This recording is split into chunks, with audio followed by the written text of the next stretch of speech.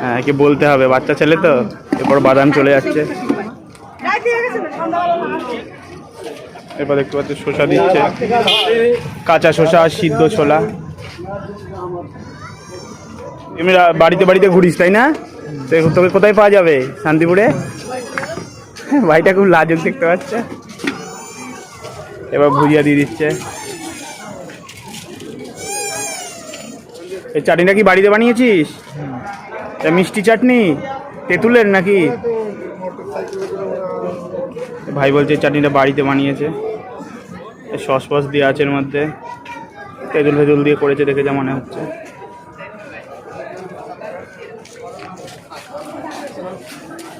এরে মিষ্টি দই তো, তাই না?